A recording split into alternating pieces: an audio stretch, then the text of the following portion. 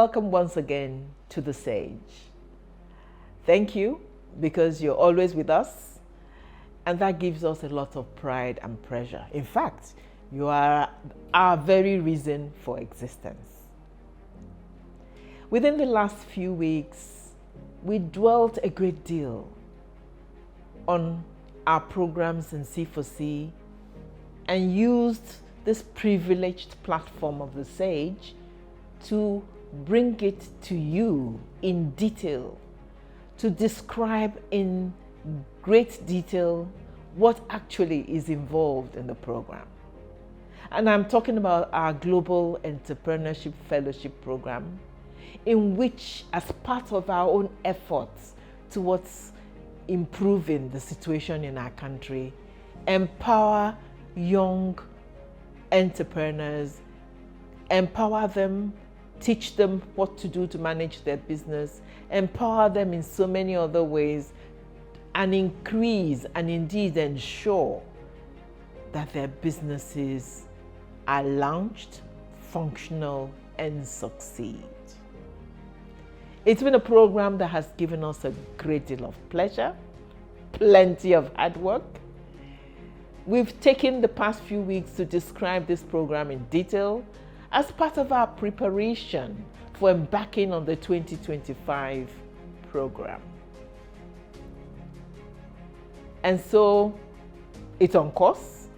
Last week, we announced that our portal for the selection of new applicants for 2025 is open. And so the process has begun. We've succeeded in doing the early part of the program for our entrepreneurship that is necessary. So having done that, we think we have a little leeway to come back to some amount of reality. You know, sometimes it's a luxury to be able to get away from the harsh circumstances around us and focus energy, time, enthusiasm, even resources to a program that we know is benefiting so many young people, a program that we know has the most laudable objective, a program that we know is already, even today, in contributing to the economic empowerment of our country. But despite its laudable goals, despite the huge achievements which we have already witnessed, there comes a time when we have to come back to earth, survey the environment in which we live in which we are a part of, and accept the fact that we are part of that environment. We cannot divorce ourselves from what is happening. And what do I mean by that? We have witnessed hard times as never before. Our country, our people have experienced unprecedented inflation. We are a living part of the incredible hardship our people, our country has been going through within the past few months. We are a living witness to the incredible inflation, to the huge and rising transport costs, to inflation in the things most basic to us, to our people. Food that many of us can hardly purchase anymore. Goods, essential goods that are incredibly expensive. We have been a witness to the fact that thousands and perhaps millions more Nigerians have been thrust into abject poverty. Why? In a program a few weeks ago, we dwelt on the causes for these changes. I will not spend too much time going again into that. But however, I think it's only fair to recap a few of them.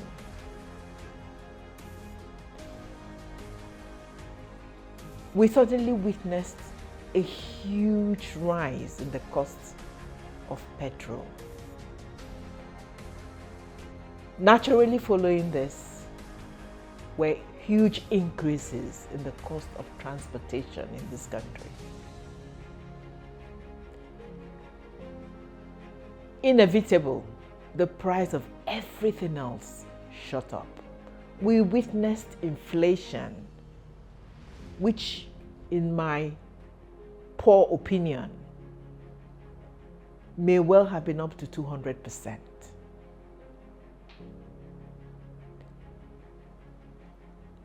Basic food shot up, the cost of it, and continues to remain so. We witnessed a sudden and huge devaluation of our currency, of the naira. And yet, these were not accompanied by any increase in our earnings. The minimum wage, which was vigorously argued about by our leaders and our government, and even the trade unions, barely made their mark. The agreed sum is, of course, unable to feed anybody. And so, there is and was and still continues to be a crisis for the average family, a crisis for the common man. Many of the reasons for this unprecedented hardship and inflation are macroeconomic.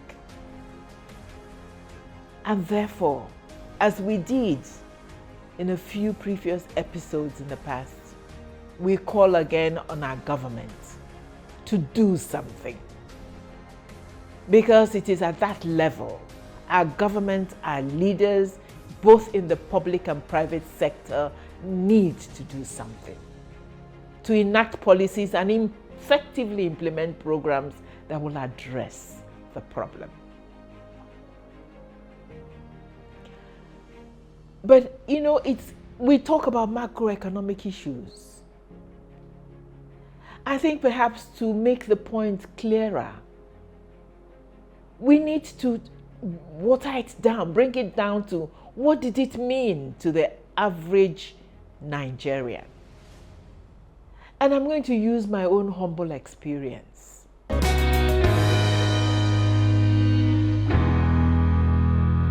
Many times we prefer explanations and solutions in terms of macroeconomic issues, devaluation of the naira, rise in transport costs, increase in fuel prices, all of them sudden and all of them extreme. But I think perhaps it's more realistic to talk about the impact. When we looked around us, I will use my personal experience. What was the real effect of these factors, this huge inflation on the people around me? I start with myself, but I'm not a good example. Because I think I belong to a privileged few, not because I ever had a chance to be in power here or whatever, but because I had a good education and have the singular opportunity of working internationally and having a pension to rely on. But for the vast majority of my acquaintances, my friends, my neighbors, I have listened, I have watched them. and it broke my heart. Let me discuss a few examples. I talked to my cousin in the village and asked how she was managing, and talked about the fact that even I, as I try to cook a pot of soup, I cannot afford dried fish anymore because it is too expensive and it disappears in the soup. And she smiled and she laughed and she said, I don't cook soup often anymore, but when I do, I buy beef for 1,000 naira. I buy a little pomo. I buy a little vegetable, perhaps 1,000 naira of oha. And I just cook a small pot with these things. And I manage it for as long as I can. There's so many stories. A friend of mine recently went to the market. And as she was buying garri, a well-dressed lady passed her. And then after some time came back and said to her, please, can you just buy me one modu of this garri you're buying so I can take it home to my children? The other day, my sister went to the market. She saw a well-dressed gentleman leaning against her car, looking very tired. She said to him, excuse me, sir, I need to get into my car. And he got up. He looked at her and he said, please, can you just buy me one modu of rice? And she was in shock. She said she quickly opened her bag, looked at all the little naira notes she had left. She gathered all of them and she gave them to him and went home feeling sad and depressed. Another friend of mine was leaving her house and she saw the woman that usually sits nearby selling her things on a small table. She would sell vegetables, she would sell ogili and things like that. The woman had no vegetables anymore on her table. All she had was a tin of ogili there and a few other odds and ends. She passed, but she came back. She went to the woman and said, your table seems to be empty. And the woman said, this is all I can afford to sell. Tears came out of her eyes and she opened her own bag, saw 1,000 naira, gave it to the woman who started crying. This is where we have reduced our people. This is how a vast majority of what we would normally call the common man is living. Nothing has changed. When this problem started, when this inflation started, there was an outcry, there was a few demonstrations. Our leaders talked about palliatives, talked about removing tariff on the importation of rice and stuff. But even those efforts have petered out. A few weeks ago, some organizations and some good-hearted individuals tried to distribute palliatives. People were so desperately hungry that it ended up in stampedes and people died. Oh, so many people were quick to latch on to that and say, you see, it's dangerous. These people should not be doing it. I personally watched a commentator on the news say, you see, that's why I don't like palliatives. And I said to myself, Oh, it's such a shame sometimes we can't reach people across the television. If you don't like palliatives, what do you like? What is your solution to the hunger people are facing?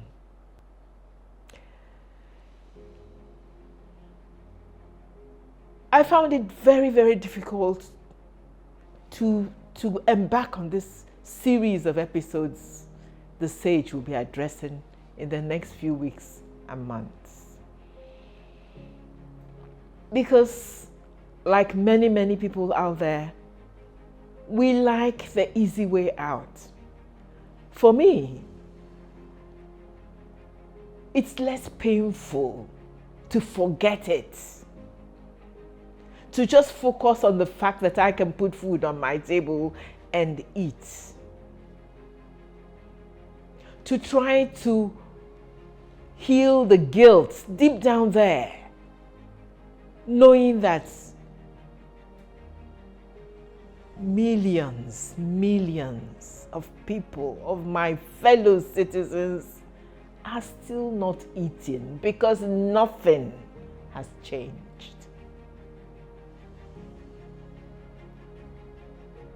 But I say to all of us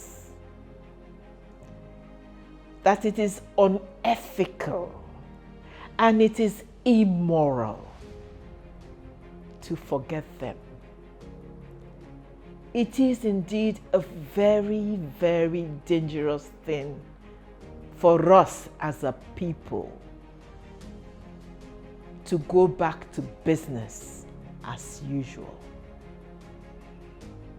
Yes, business as usual. I listen to the news, and what do I hear? Oh, I hear about political party quarrels. That is the headline news. I hear about the Grammy and the glamour and a citizen that won a Grammy, and it's big news. I hear about awards being given to people who are already so rich and who should be making the difference. Best governor, best this, best bank, best this. Oh yes, they're getting the awards. They're being extolled. And it's making news. And we're watching, glued to the television.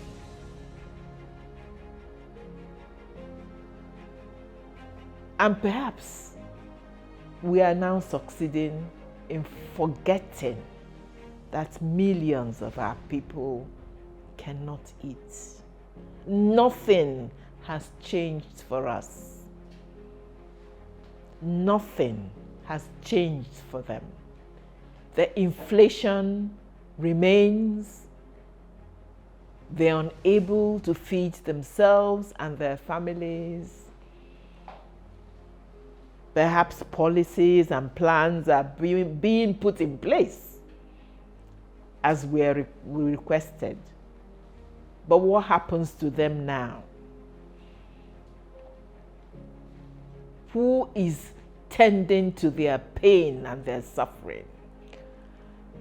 And so we decided to make this series on the Sage. We, like every other well-thinking citizen, are calling on our government and our leaders and people in a position to do something, But it can never be just the responsibility of leadership. Each and every one of us has a responsibility to help. For the sake of our humanity, we cannot afford. It is too costly a luxury to forget the millions of Nigerians who are suffering. We are saying that everybody can help. No matter how much you think you have or you don't have, you can help. We are taking on that challenge. And in the next few series, we shall explain how we think we can help. We must be our brother's keeper. No man is an island. Living alone amongst a teeming people and looking after yourself and your family is unethical and immoral. Be with us next week as we explore this further. It is so important, it is so crucial that it is a discussion that must take place. And so, we will be back in the next episode and talk about what do we all, as a people, as a nation, what do we do? They must not be forgotten. The teeming millions of Nigerians who are grappling for survival must remain in our view. We cannot morally forget them. See you next week. Thank you for listening.